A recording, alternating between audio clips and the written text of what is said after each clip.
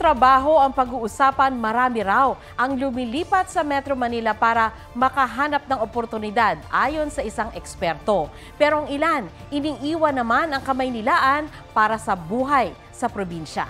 Ang kanilang dahilan, alamin sa report ni Katrina Son.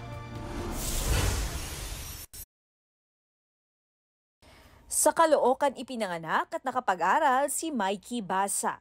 Dito na rin siya nakahanap ng trabaho. Pero ang kanyang mga magulang kinailangang bumalik sa kanilang probinsya sa Southern Leyte. When my dad had brain tumor and then wala na kaming pambayad ng renta sa bahay and such, so nauna silang lumipat dito sa probinsya. Nang magkapandemya, bumalik na rin si Mikey sa probinsya at doon na nagtrabaho. I decided to live here in the province. Hindi na din kasi tama yung traffic sa Manila at napakagulo. Dahil sa probinsya namin napaka-safe. 2007 naman mula nang magtrabaho sa Metro Manila si Toto Madayag at ang kanyang asawa. Pero habang lumalaki ang kanyang anak, mas naramdaman daw nila ang kaibahan ng buhay dito sa lungsod at sa probinsya. Sasawa ka lang. I think there was one time na there were several times na 5 p.m. yung out ko sa office pero around like 8 or 9 p.m. na ako nakaka-uwi. And that's just for a 5-kilometer, distance from your house to the office. Mas mahal din daw ang bilihin at utilities sa Metro Manila. Kaya 2018 nagpatayo na siya ng bahay sa probinsya. Everything's a lot cheaper here sa province kasi nga this is a farming community, so minsan nanghihingi na lang kami ng ng kangkong, ng sili haba dito kung saan merong may tanimin. Fresh yung air, hindi dikit-dikit yung mga bahay.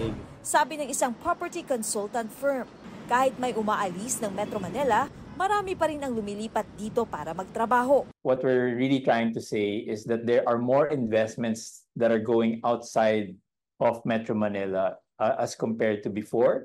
Mas mura raw kasi ang bahay at lupa sa labas ng NCR. Kung ang 50 square meter na bahay sa labas ng Metro Manila ay nasa 5 million, sa NCR, dodoble raw ito o maaaring triple pa at condominium lang ang katumbas at hindi bahay.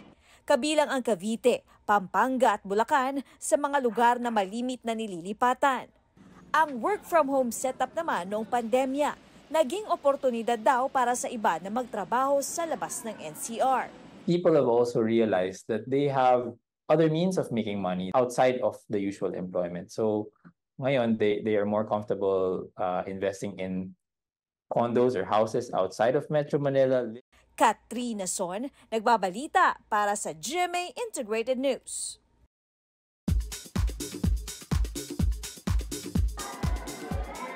Kobe Paras nagpaka-fanboy sa magazine cover ni Sparkle star Kailin Alcantara. Nirepost ni Kobe sa kanyang IG story ang litrato ni Kailin with caption na "My cover girl" with heart-eyed emoji. Nireshare ito ni Kailin. Hi, Kat! Kat! Alden! Basta? Shooting ng Hello Love Again ni na Alden Richards at Catherine Bernardo sa Canada, dinagsa ng fans. Nung puno.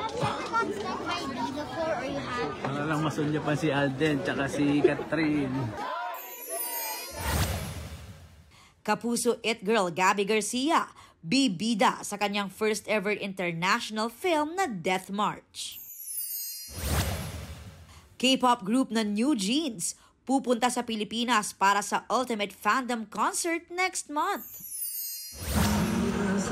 Irish rock band na The Script magbabalik Pinas para sa Satellites World Tour next year.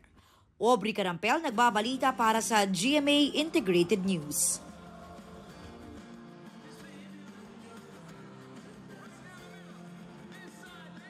Huwag magpahuli sa mga balitang dapat ninyong malaman. Mag-subscribe sa GMA Integrated News sa YouTube.